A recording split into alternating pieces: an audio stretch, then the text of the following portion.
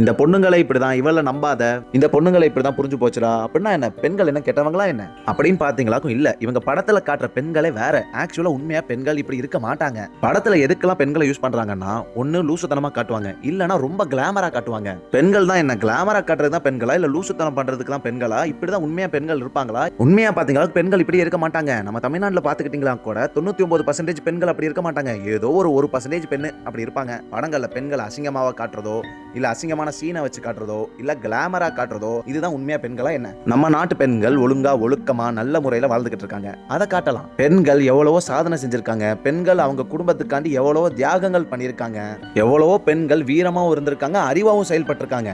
ஆனா சினிமால பெண்கள் அப்படி காட்டவே மாட்டாங்க. அவங்கள பொறுத்தவரையும் பெண்ணுன்னா கிளாமரானவ, இல்லனா முட்டாள், இப்படி காமிச்சு இப்ப உள்ள ஆண்களுக்கு எப்படி சிந்தனை இருக்குன்னா, பெண்ணுண்டாலே ஒரு யூஸ் பண்ற ஒரு பொருள் மாதிரி பாக்குறாங்க. இப்ப இவ்வளவு தப்பு நடக்குதா, இவ்வளவு ரேப்பு, பாலியல், 3 வயசு புள்ள 7 வயசு புள்ளன்னா நடக்குறா, இதுக்கு காரணம் படம் தான். உண்மையாவே இது காரணம் படம் தான். இவனடா சம்பந்தமே இல்லாம படத்துக்கு மேல பழிய போறானே நினைக்காதீங்க. நீங்க ஒரு படம் பார்க்க ஆரம்பிச்சு அதை கன்செப்ஷன் பண்ணுவீங்க. அது என்ன, அதுல உள்ள உலகத்துல போய் நீங்க வாழ ஆரம்பிப்பீங்க. அந்த ஹீரோ பெண்ணை தப்பா பாக்குறானா, அந்த பெண்ணை தப்பா காட்டுறானா, நீங்களும் தப்பா தான் பாப்பீங்க. ஆனா அவர் இவ்வளவு ஒர்க் பண்ணி அவர் சேர்க்கிறது என்னதுன்னு பாத்தீங்கன்னாக்கும், அவர் சேர்க்கிறது முழுக்க முழுக்க கெட்டதுதான். ஆண்கள் மனசுல பெண்கள் எப்படி போய் உட்காருவாங்கன்னா, பெண்கள்னாலே கிளாமர், பெண்கள்னாலே ஒரு பொருள், பெண்களை நம்ம எப்படி வேணா யூஸ் பண்ணிக்கலாம் அப்படிங்கிற இந்த தைரியத்துல தான் இப்ப உள்ள ஆண்கள் பெண்களை ஒரு துச்சமா கூட மதிக்கிறது இல்ல. இந்த சமுதாயம் சீர்குலையணும், இந்த சமுதாயம் ஒழுங்கா இருக்கக்கூடாது. அதுல அவங்களுக்கு என்ன பலன்னா, எக்ஸாம்பிள் பாத்துட்டீங்களாக்கும், வீட்டுக்கு பில்லர் பெண்கள் வச்சுக்கோங்க, அந்த பில்லரை இடிச்சுட்டா வீடே இருக்காதே.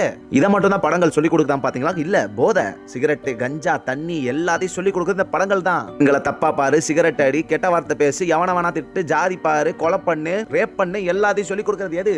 இந்த படங்கள் தான். இதனாலதான் இந்த ஜெனரேஷன் ரொம்ப கேவலமான ஜெனரேஷன் ஆகிட்டு இருக்கு. அவங்க என்ன நினைக்கிறாங்கன்னா, படத்துல பாக்குறது உண்மை நினைச்சு அதை கன்செப்ஷன் பண்ணிக்கிட்டு அதை அவங்க வெளியில செயல்படுத்துறாங்க.